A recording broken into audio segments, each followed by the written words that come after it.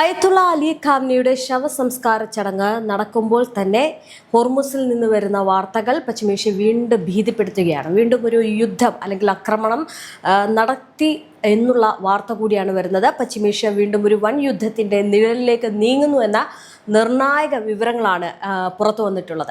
ഈ ലോകത്തിൻ്റെ പ്രധാന എണ്ണക്കടത്ത് പാതയായിട്ടുള്ള ഹോർമുസ് കടലിടുക്കിൽ 2 വാണിജ്യ കപ്പലുകൾക്ക് നേരെ ഇറാൻ മിസൈൽ ആക്രമണം നടത്തിയിരിക്കുന്നു.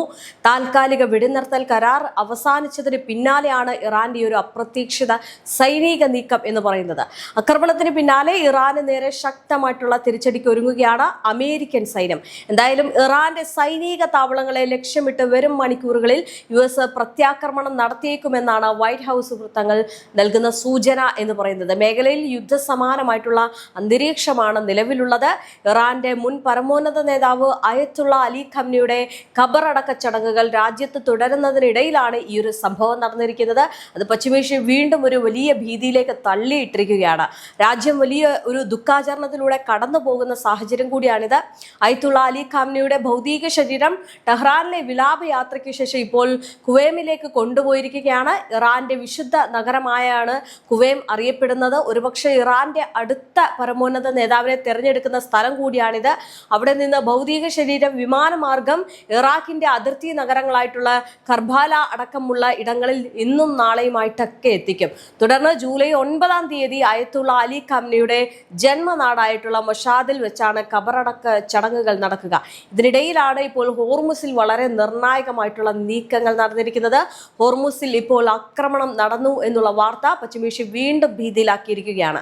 ദശലക്ഷക്കണക്കിന് ആളുകൾ പങ്കെടുക്കുന്ന വലിയൊരു ചടങ്ങാണ് ഇപ്പോൾ നടന്നുകൊണ്ടിരിക്കുന്നത്.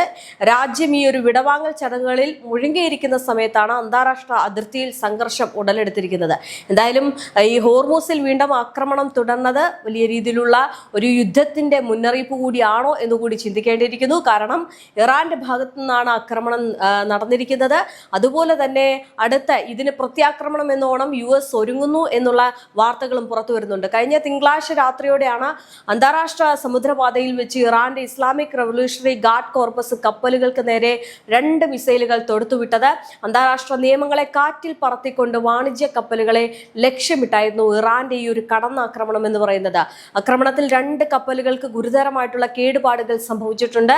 ഇതിൽ ഒമാൻ തീരത്തിനടുത്ത് വെച്ച് ആക്രമിക്കപ്പെട്ട അൽ റഖായത്ത് എന്ന ഖത്തറിന്റെ ലിക്വിഡ്ഫൈഡ് നാച്ചുറൽ ഗ്യാസ് ടാങ്കറിന് തീപിടിക്കുകയും എഞ്ചിൻ റൂമിൽ പുക നിറയുകയും ചെയ്തു. കപ്പലിലെ ജീവനക്കാർ സുരക്ഷിതരാണ് എന്ന് UK മാരിടൈം ട്രേഡ് ഓപ്പറേഷൻസ് വ്യക്തമാക്കുകയും ചെയ്യുന്നുണ്ട്. ഈ ഒരു ധിക്കാരപരമായിട്ടുള്ള നീക്കത്തിന് ഇറാൻ വലിയ വില നൽകേണ്ടി വരുമെന്നാണ് US പ്രസിഡന്റ് ഡൊണാൾഡ് ട്രംപ് മുന്നറിയിപ്പ് നൽകിയിട്ടുള്ളത്.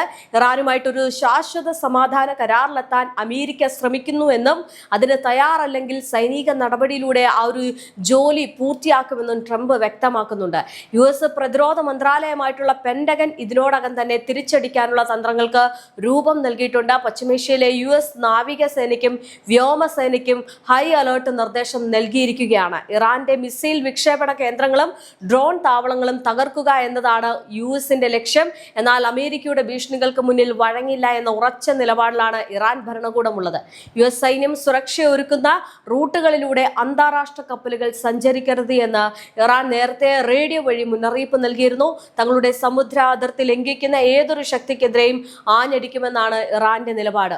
ഹോർമുസ് കടലിടുക്കിന്റെ നിയന്ത്രണം തങ്ങളുടെ കൈകളിലാണ് എന്ന് ലോകത്തെ ബോധ്യപ്പെടുത്തുന്നതിനാണ് ഇറാൻ ഈ ഒരു ആക്രമണത്തിലൂടെ ശ്രമിക്കുന്നത്. എന്തായാലും തങ്ങൾക്കെതിരെ സാമ്പത്തിക സൈനിക ഉപരോധങ്ങൾ കടുപ്പിച്ചാൽ ലോകത്തെ എണ്ണ വിതരണം പൂർണ്ണമായിട്ടും തടസ്സപ്പെടുത്താൻ മടിക്കില്ല എന്ന സന്ദേശമാണ് ഇറാൻ ഇതിലൂടെ നൽകുന്നത്. എന്തായാലും ഞങ്ങൾക്ക് വേണമെങ്കിൽ ഒരൊറ്റ ബോംബ് കൊണ്ട് ഇറാന്റെ എല്ലാ നേതാക്കളെയും ഒന്നിച്ചില്ലാതാക്കാൻ കഴിയുമെന്ന് ട്രംപ് നേരത്തെ പറഞ്ഞിരുന്നു. ട്രംപിന്റെ ഈ വാക്കുകൾ വലിയ രീതിയിലുള്ള ചർച്ചകൾക്ക് വഴിവെച്ചിരുന്നു. കാരണം ഈ അയത്തുള്ള അലി ഖംനിയുടെ ശവസംസ്കാര ചടങ്ങിൽ ഒത്തുകൂടിയിരിക്കുന്ന നേതാക്കളെ നിമിഷ നേരം കൊണ്ട് ഞങ്ങൾക്ക് വേണമെങ്കിൽ തകർക്കാം, അവരെ തീർത്ത് കളയാം, അവരെ വകവരുത്താം എന്നൊക്കെ ട്രംപ് പറഞ്ഞിരുന്നു.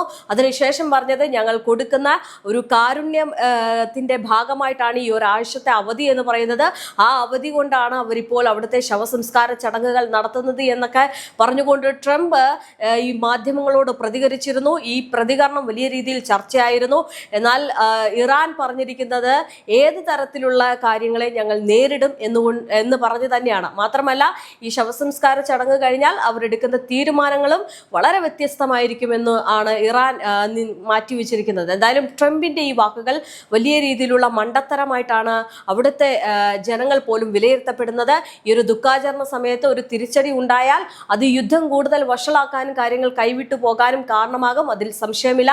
കാരണം അത്രത്തോളം ദുഃഖത്തിലായിരിക്കുകയാണ് അവിടുത്തെ ജനങ്ങൾ. അയത്തുള്ള അലി ഖംനിയെ സ്നേഹിക്കുന്ന ഒരു പറ്റം ജനങ്ങൾ തെരുവിലിറങ്ങി കണ്ണീരൊഴുക്കുമ്പോൾ ഇത്തരത്തിലുള്ള പ്രസ്താവനകൾ ട്രംപ് മറുവശത്ത് നടത്തുമ്പോൾ ഇസ്രയേൽ മരിക്കണം, അമേരിക്ക മരിക്കണം എന്ന് പറഞ്ഞുകൊണ്ടാണ് അവിടുത്തെ ജനങ്ങൾ തെരുവിലിറങ്ങുന്നത്. എന്തായാലും ഇതിനിടയിലാണ് ട്രംപിന്റെ ഈ ഒരു പ്രസ്താവന അല്ലെങ്കിൽ പരിഹാസം എന്ന് പറയുന്നത്. ഈ പരിഹാസത്തിനെതിരെ ഇറാൻ ആഞ്ഞടിക്കുക തന്നെ ചെയ്യും, അതിൽ സംശയമില്ല. ഇതിനിടയിലാണ് ലബനാനിൽ കയറി ഇസ്രയേൽ വീണ്ടും കടുത്ത ആക്രമണം നടത്തുന്നു എന്ന വാർത്തകളും പുറത്തു വരുന്നത്. ഇസ്രയേൽ പ്രധാനമന്ത്രി ബെഞ്ചമിൻ നെതന്യാഹു സ്വന്തം രാജ്യത്ത് വലിയ ആഭ്യന്തര പ്രശ്നങ്ങളും പ്രതിസന്ധികളും നേരിടുന്ന സാഹചര്യത്തിലാണ് ഈ നീക്കങ്ങൾ.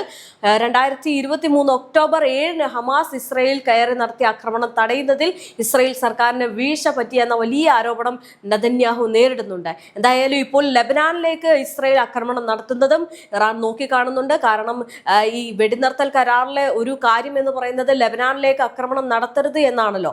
അപ്പോൾ ഈ ഇസ്രയേൽ ഇപ്പോൾ ഈ ഒരു ആക്രമണം നടത്തിയത് കൊണ്ട് തന്നെ ഈ ഖബറടക്ക ചടങ്ങുകളൊക്കെ കഴിഞ്ഞ് വലിയൊരു നീക്കവുമായിട്ട് ഇറാൻ വരുമെന്നതിൽ സംശയമില്ല. ഇതിനിടയിലാണ് അമേരിക്കയ്ക്ക് വലിയൊരു പ്രഹരം സംഭവിച്ചിരിക്കുന്നത്. എന്തായാലും ഇറാന്റെ ഏറ്റവും വലിയ കരുത്ത് അവരുടെ വിപുലമായിട്ടുള്ള മിസൈൽ ശേഖരം തന്നെയാണ്.